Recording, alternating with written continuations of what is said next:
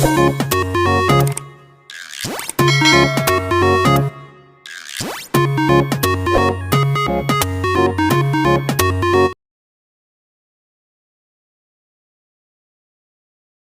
पढ़ने हैं आपको? ध्यान देना बिल्कुल अच्छे से, ये इतनी आसानी से समझ नहीं आएगी, इसको बिल्कुल ध्यान से समझना। फैक्टर थ्योरम बहुत इंपॉर्टेंट है। फैक्टर थ्योरम क्या कहती है? फैक्टर थ्योरम इंपॉर्टेंट है, इसको एग्जाम के लिए बिल्कुल सीख के रखना है। फैक्टर थ्योरम क्या कहती है? ध्यान से सुनो। पहले आप पन्ने मत पलटिए, पेजेस को पलटिए मत, आप इधर देखिए, जब लिखना होगा मैं बता दूंगी। फैक्टर थ्योरम कहता है कि अगर px कोई पॉलिनोमियल है, px का मतलब मैंने आपको बताया था, px का मतलब है पॉलिनोमियल इन x, ठीक है। इस तरीके से है कि इसकी जो डिग्री है वो ग्रेटर देन इक्वल्स टू 1। क्या है इसकी डिग्री? Greater than equals to 1। जो भी डिग्री होती है, अगर इसकी डिग्री को n से दिखा रहे हैं, ये अगर डिग्री है, डिग्री को अगर n से शो कर रहे हैं, तो ये 1 या 1 से बड़ी होनी चाहिए, मतलब 0 डिग्री का नहीं होना चाहिए। 0 डिग्री का नहीं होना चाहिए मतलब उसमें वेरिएबल होना चाहिए। देखो मैं अब यहाँ पे 2-3 पॉलिनोमियल लिख रही हूँ। जैसे ये मैंने लिखा 3x² + 4x + 2 = 0। इसकी डिग्री क्या है? कितनी है इसकी डिग्री? डिग्री कितनी है इसकी? है ये कितनी डिग्री का है बताओ? इस बात पे इतना लंबा चौड़ा वार्तालाप हुआ था। डिग्री कितनी है इसकी? जोर से बोलो। 2। तो इसमें डर क्यों लग रहा है? डिग्री किसको बोलते हैं? Highest power. किसकी? पॉलिनोमियल की। किसकी? वेरिएबल की। इसमें वेरिएबल क्या है? x। उसकी सबसे बड़ी पावर इसमें कौन सी दिख रही है? 2। तो ये डिग्री 2 का पॉलिनोमियल है, डिग्री 2 का, ठीक है। अब यहाँ पर देखो, यहाँ पर आपको x दिख रहा है, यहाँ पर x है 2 के साथ नहीं। अब एक दूसरा देखो, यहाँ पर मैंने लिखा 4x + 5। इसकी डिग्री क्या है? इसकी डिग्री 1 है। इस इक्वेशन को क्या कहते हैं? क्वाड्रेटिक। क्या कहते हैं इसको? क्वाड्रेटिक। इसको क्या कहते हैं? लीनियर। डिग्री 1 की इक्वेशन को। अब मैंने लिखा ये, तीसरा मैंने लिखा ये, इसकी डिग्री कितनी है? 0। आपको कैसे पता चला?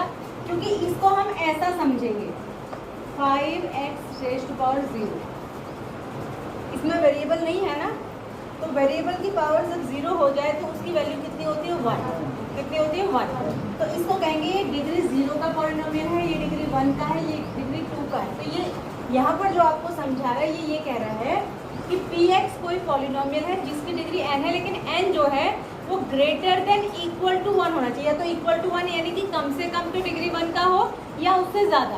कहने का मतलब है कि उसमें x होना चाहिए। डिग्री 1 की जो इक्वेशन है उसमें वेरिएबल होता है ना, लेकिन डिग्री 0 की जो इक्वेशन होती है उसमें वेरिएबल दिखाई नहीं देता है। यहाँ वेरिएबल था क्या? इसमें वेरिएबल था, तभी तो उसको डिग्री 0 का कहते हैं, क्योंकि x⁻⁴ = 1। तो ये कह रहे हैं कि जो फैक्टर थ्योरम हम पढ़ेंगे उसके लिए जिस पॉलिनोमियल की हम बात करेंगे उसमें वेरिएबल होना चाहिए। वेरिएबल होना चाहिए, चाहे x हो, चाहे y हो, चाहे z हो, चाहे a हो, b हो, कोई से भी वेरिएबल में क्वेश्चन हो, लेकिन उसमें वेरिएबल होना चाहिए, नहीं वो डिग्री 0 से ऊपर का होना चाहिए, ठीक है।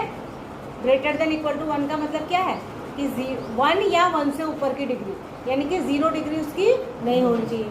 और 0 डिग्री नहीं होनी चाहिए का मतलब क्या है कि उसमें वेरिएबल होना चाहिए, ठीक है। तो अगर ऐसा कोई पॉलिनोमियल आपको दिया है, एग्जाम्पल के लिए मैं लिख देती हूँ, जैसे ये है,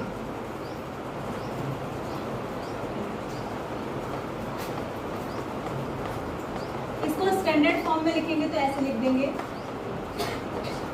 ax² + bx + c। ये standard form of quadratic equation है। तो कोई मान ले ऐसा पॉलिनोमियल आपके पास है, ठीक है, और a कोई a क्या है? कोई रियल नंबर। a क्या है? कोई रियल नंबर। a क्या है? रियल नंबर है, ठीक है।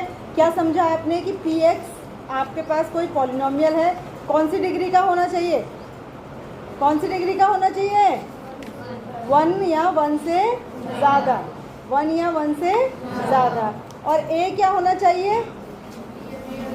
ए कोई रियल नंबर होना चाहिए। तो अगर ऐसा है, रियल नंबर का मतलब 1 2 3 4 5 6 रियल नंबर होते जो रियल में नंबर है। अगर ए कोई रियल नंबर है तब x माइनस ए इसका फैक्टर होगा। इसका क्या होगा? फैक्टर होगा। अगर कब होगा फैक्टर? अगर x इक्वल्स टू ए इसमें पुट करने पर या इसमें पुट करने पर, रख देने पर ये 0 हो जाता है। समझ आया? ठीक है। देखो फैक्टर होगा या नहीं होगा, जब तक आपको फैक्टर थ्योरम नहीं आती है, जब तक आपको फैक्टर थ्योरम नहीं आती है तो तब आप फैक्टर कोई, जैसे मैं आपसे कहूँ कि 2 जो है वो 16 का फैक्टर है या नहीं, ठीक है, तो आपको ये पता होना चाहिए कि 2 के टेबल में 16 आता है, 2 का टेबल जाता है 16 में पूरा पूरा, तो ये फैक्टर है, और नहीं जाता रख दो इसको, और नहीं जाता तो नहीं है। ठीक है। तो ऐसे ही आपसे पूछा जाए कि x minus A P x का फैक्टर होगा या नहीं होगा, आप कैसे बता देंगे? या तो आप इससे इसको डिवाइड करके देखेंगे। सेम जैसे अगर आपको नहीं पता होता कि 2 16 का फैक्टर होता है या नहीं होता, तो आप क्या करके देखते? एक्चुअल डिवीजन करके देखते कि नहीं देखते? देखते ना। अगर लास्ट में रिमाइंडर 0 आता तो आप कह देते कि मैम हाँ 2 से पूरा पूरा डिवाइड हो रहा है 16, इसलिए 2 16 का फैक्टर है। और अगर लास्ट में कोई रिमाइंडर बच जाता तो आप कहते नहीं 2 16 का फैक्टर नहीं है, क्योंकि ये 2 से पूरा पूरा डिवाइड नहीं होता है 16। सेम यहाँ पर या तो आप x माइनस ए से इसको डिवाइड ही करके देखेंगे पूरा, जैसे एक्चुअल डिवीजन होता है, या फिर आप दूसरा तरीका जो पहचानने का है कि हमें डिवीजन ना करना पड़े, डायरेक्ट ही पता चल जाए ये इसका फैक्टर है, वो तरीका है कि x माइनस ए है तो x की जगह यहाँ x minus a equals to 0 करके यहाँ से x की वैल्यू a निकाल के इस a को इसमें रख दो। अगर सॉल्व करने के बाद ये इक्वेशन 0 हो जाती है तो यानी कि ये इसका फैक्टर है, ये कहती है फैक्टर थ्योरम। समझ गए? लैंग्वेज में कैसे लिखी हुई है आपके बुक में देखिए, इफ पी एक्स, ये निकालिए, पेज नंबर है नई बुक का 32, पेज नंबर 32 पे देखिए लेफ्ट हैंड साइड में, नई बुक में पेज नंबर 32 है, पुरानी में पता नहीं कौन सा पेज नंबर है। निकाल लिया? आप देखिए नीचे, आप देखिए मैं पढ़ के बता रही हूँ क्या कह रहा है ये। If p x is a polynomial of degree n is greater than equal to 1, अगर पी एक्स कोई पॉलिनोमियल है जिसकी डिग्री जो है 1 या 1 से ज़्यादा की है, and a is any real number, और a क्या है? रियल नंबर है, a कोई रियल नंबर है, तब देन माने क्या होता है? तब x minus A is a factor of P x, तब x माइनस ए जो है वो पी एक्स का फैक्टर कहलाएगा। कब? इफ, अगर पी ए इक्वल्स टू 0 हो जाए, p a equals to 0, p a equals to 0 बोलते मतलब है x की जगह अगर a लगा दो तो इक्वेशन क्या हो जानी चाहिए? 0। देखो इसका एग्जांपल के थ्रू बता रहे हैं, अब बुक बन जाती है जब बुक की जरूरत नहीं है। देखिए एक हम जनरल एग्जांपल ले लेते हैं, फिर बुक से करेंगे। जैसे मैं आपसे कहूँ बेटा ये एक इक्वेशन है, यहाँ देखो बुक का नहीं बता रही हूँ, वैसे जनरल क्वेश्चन, ये एक पॉलिनोमियल मैं आपको x में दे रही हूँ, 5x cube plus 3x square plus 2x plus 7 equals to 0, और मैंने आपसे पूछा बताइए कि x माइनस 1 इसका फैक्टर है कि नहीं है? इसका फैक्टर है कि नहीं है?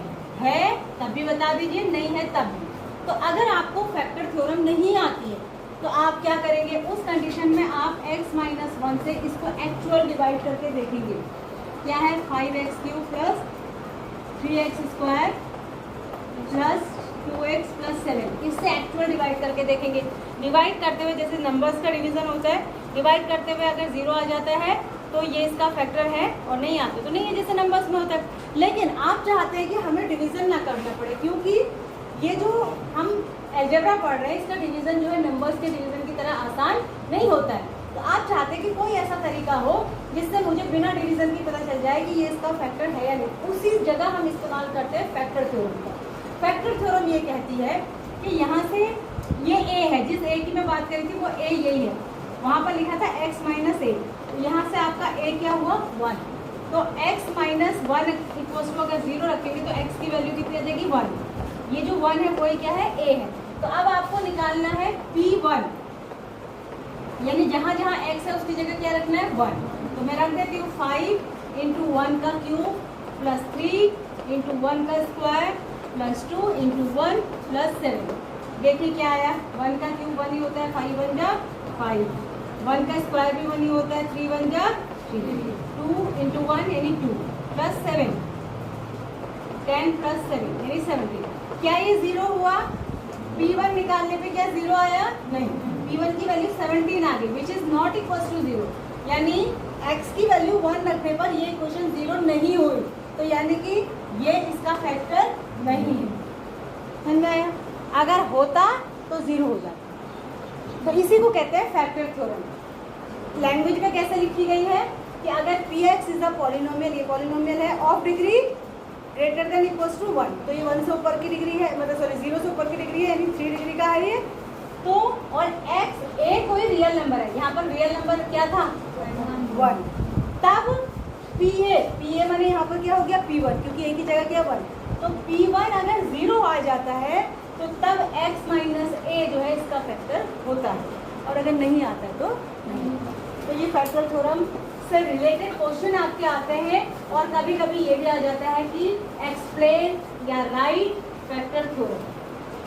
तो थ्योरम जैसे लिखी हुई है वैसे आपको लर्न करनी पड़ेगी, ठीक है, अगर थ्योरम लिखने को आगे। वैसे जनरली थ्योरम बहुत रेयर ही लिखने को आती है, आपको क्वेश्चन ही आते हैं उसके बेस, ठीक है, लेकिन फिर भी आप याद करें। अब आ जाइए सेकेंड क्वेश्चन पर, क्योंकि यहाँ पर इसका यूज था इसलिए मुझे पीछे जाके इसको बताना पड़ा, मैंने कल बताई नहीं थी आपको। Use the factor theorem of to determine whether gx is the factor of px, ठीक है। gx px का फैक्टर है, ये पता करने के लिए आप फैक्टर थ्योरम का इस्तेमाल करिए, ऐसा ये बोल रहा है, ठीक है। आप देखो px क्या है, सेकंड का फर्स्ट में करने जा रही हूँ। px क्या है? px क्या दे रखा है? 2x क्यूब, बोलो,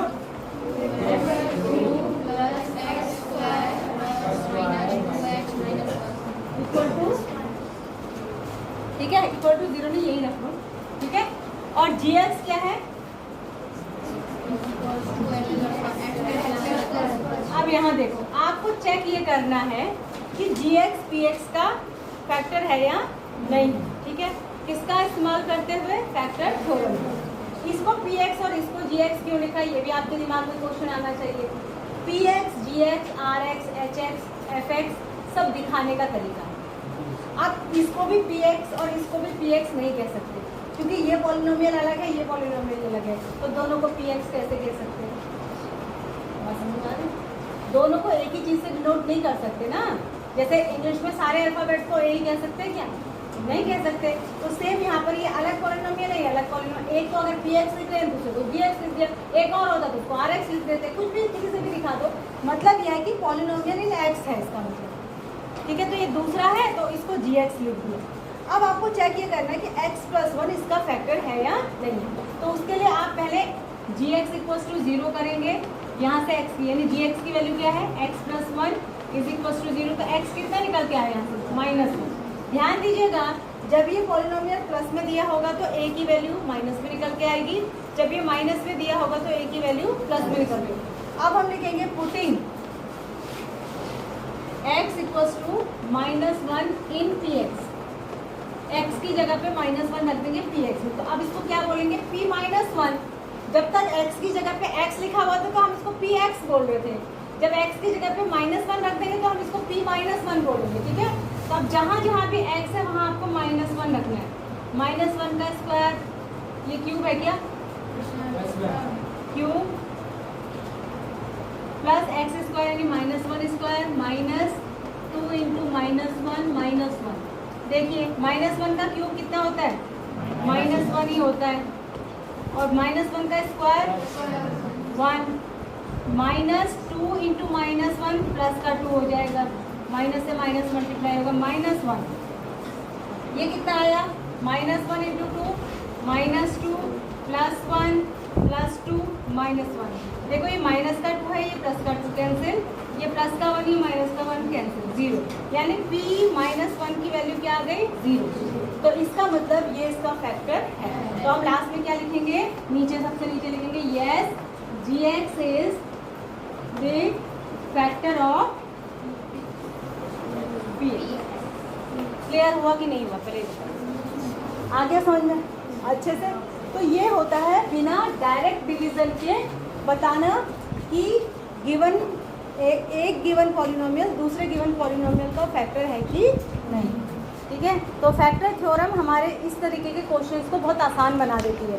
अगर हमें एक्चुअल में डिवीज़न करके देखना पड़ेगा तो बहुत पछड़ा होगा। ठीक है, अब इसके दो पार्ट और हैं, पीछे देखिए बुक में दिख रहे हैं।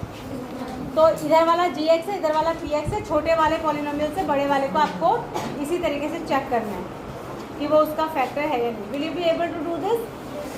कर लोगे ना? थर्ड क्वेश्चन पे आइए। Find the value of x minus 1, sorry find the value of k if x minus 1 is the factor of p। अब देखो ये क्वेश्चन पिछले वाले क्वेश्चन से थोड़ा सा अलग है। इसमें इसने क्या कहा कि अगर x माइनस 1 ये जो जितने भी पॉलिनोमियल दिया है इन सबका फैक्टर है या नहीं है चेक नहीं करना इस क्वेश्चन में, वो खुद ही बता रहा है कि फैक्टर है।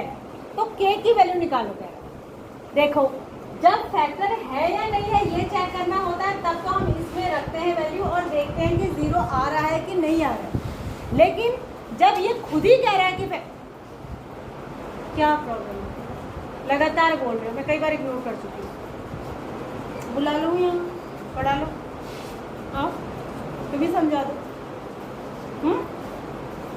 आ जाओ।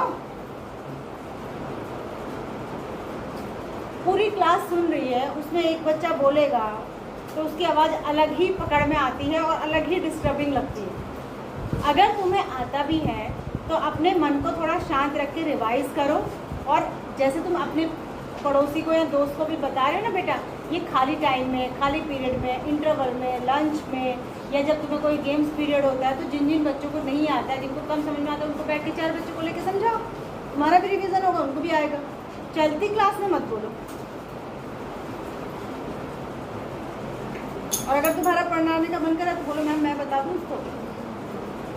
देखो यहाँ, ठीक है, तो यहाँ पर वहाँ पर तो हम वैल्यू रखने के बाद देखते थे कि 0 आ रहा है या नहीं आ रहा है। अब यहाँ ये खुद ही बता रहा है कि फैक्टर है, तो यानी हम खुद ही इक्वल टू 0 रख लेंगे, क्योंकि हमें पता ही है कि जब इसकी वैल्यू इसमें रखेंगे तो 0 के बराबर हो जाएगी, क्योंकि ये इसका फैक्टर है। तो कैसे करते हैं इस क्वेश्चन को? देखो दोनों क्वेश्चन में अंतर समझ आया आपको? पहले में चेक करना है कि फैक्टर है या नहीं है, सेकेंड क्वेश्चन में। दूसरे वाले में चेक नहीं करना, वो आपको खुद ही बता रहा है कि ये इसका फैक्टर है। देखिए क्वेश्चन नंबर 3 बता रही हूँ, पहला क्वेश्चन यहाँ देखो, 3 का फर्स्ट है, क्या है? px equal to x square plus x plus k, और जो आपको पॉलिनोमियल दूसरा दिया है वो क्या है? x minus 1।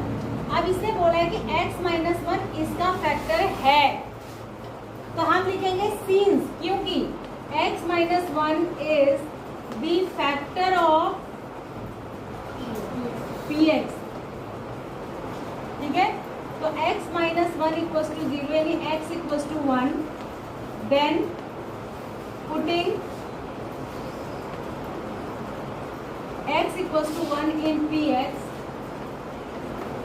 We will have, तो अगर हम x की जगह जो है 1 रख देंगे px में तो इसकी वैल्यू 0 के बराबर हो जाएगी। क्या हो जाएगी? यानी p1 जो होगा वो 0 के बराबर होगा। तो रख दीजिए 1, p1 निकालो। p1 का मतलब जहाँ जहाँ x है वहाँ 1 रखो, तो 1 का स्क्वायर प्लस 1 प्लस k, ये किसके बराबर होना चाहिए? 0 के। किसके बराबर होना चाहिए? 0 के। मतलब इसको इक्वल टू 0 हम लिख सकते हैं, क्योंकि हमें पता है कि ये इसका फैक्टर है, तो इसकी वैल्यू इसमें रखने पर 0 आएगा, तो हम इसको खुद ही 0 के इक्वल रख लेंगे। तो ये हो जाएगा 1 plus 1 plus k equal to 0, तो k इक्वल टू हो जाएगा 1 और 1 कितना 2, उधर जाके कितना हो जाएगा? माइनस। ठीक है, k इक्वल टू माइनस। कोई बच्चा लास्ट ईयर का बैठा है रिपीटर? ये क्वेश्चन आया था एग्जाम में, याद आ रहा है? ये क्वेश्चन याद आ रहा है कि आया था एग्जाम में, या तो सप्लीमेंट्री में या मेन एग्जाम में, किसी में आया था? है मेन में आया था। देखो इसे, फाइनल एग्जाम में आया था। इक्वेशन ये थी? नहीं, यही थी, लेकिन आंसर उसका -2 ही था, दूसरी इक्वेशन में। ठीक है, मुझे अभी करते करते याद आ रहा है, पता नहीं ये थी या दूसरी थी। ये सेम क्वेश्चन आया था इसी तरीके का जिसमें आपको के की वैल्यू निकालनी है। ठीक है, चलो क्या नाम है तुम्हारा? रोहन, करण। ठीक है, तो ये सेम क्वेश्चन इस बार 9th के फाइनल एग्जाम में आया था। ठीक है, समझ आ गया? अब ये क्वेश्चन कितने में आया था? 3 नंबर में आया था शायद ये क्वेश्चन, 3 या 2 नंबर में आया था, 2 नंबर में आया था। अब जिसको ये करना आता है उसके 2 नंबर पक्के एग्जाम के। अब ये बिल्कुल ज़रूरी नहीं है कि ये जो 4 क्वेश्चन इस वाली एक्सरसाइज में दिया है यही 4 देते हैं आपको। एक क्वेश्चन मैं आपको कुछ भी बना के दे सकती हूँ और ये भी मैं आपको कुछ भी दे सकती हूँ।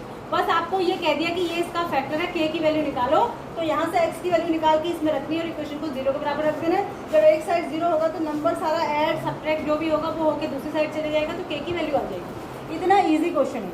ठीक है, समझ आ गया? एक और बता देते, देखो बाकी एक ये √2 वाले हैं, थोड़ा सा रूट में तुम्हारा रहता है तुमको, ऐसा कुछ है नहीं। वैसे बता देती हूँ, दोनों में से एक कोई कौन सा बता दूँ? थर्ड बता देती हूँ। देखो px equals to k x square minus √2x plus 1। px equals to √2x plus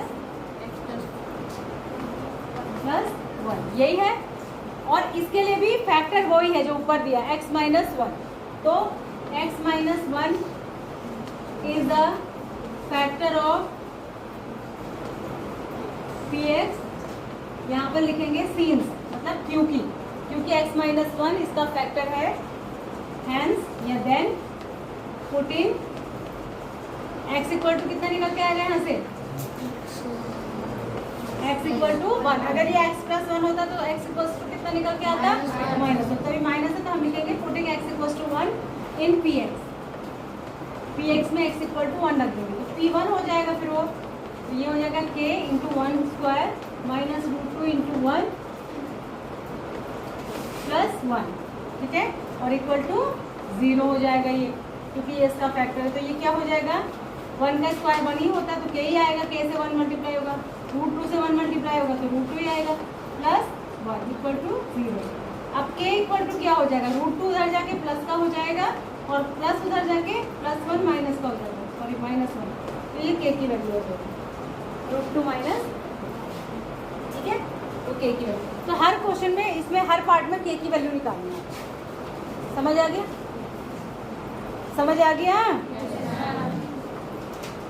अब उसके बाद 4th क्वेश्चन है, बेल होने वाली वैसे 4th क्वेश्चन है फैक्टराइज। देखो इसका जो 4th क्वेश्चन है, ये क्वेश्चन तो सेम ऐसा है जैसे आपने क्लास 8 में फैक्टराइजेशन पढ़ा था मिड टर्म स्प्लिटिंग से। इसके क्वेश्चन जो इम्पोर्टेंट है वो 5th क्वेश्चन ज़्यादा डिफिकल्ट है, क्योंकि 5th क्वेश्चन जो है इतना इजी फैक्टराइजेशन नहीं है जैसा 8th में था। पहले आप 4th को ही देखिए, 4th के तरीके के क्वेश्चंस आपने 8th में बिल्कुल करे हुए हैं। एक मैं बताती हूँ इसका, देखिए 12x square minus 7x plus 1। 4th का first 12x square minus 7x plus 1, यही है। देखो इसके हमें क्या करने में फैक्टर, ये कैसी इक्वेशन है? क्वाड्रेटिक। डिग्री कितनी है इसकी? 2। तो डिग्री 2 की इक्वेशन है तो इसके 2 फैक्टर आएंगे। कितने आएंगे? 2। यानी x की कितनी वैल्यू आएगी? 2।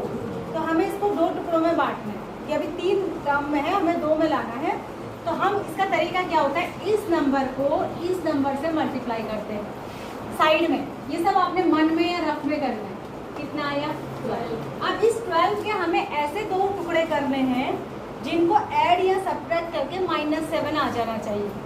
तो 12 के ऐसे टुकड़े जिनको ऐड सब्ट्रैक्ट करके आ जाए वो होते हैं 4 और 3।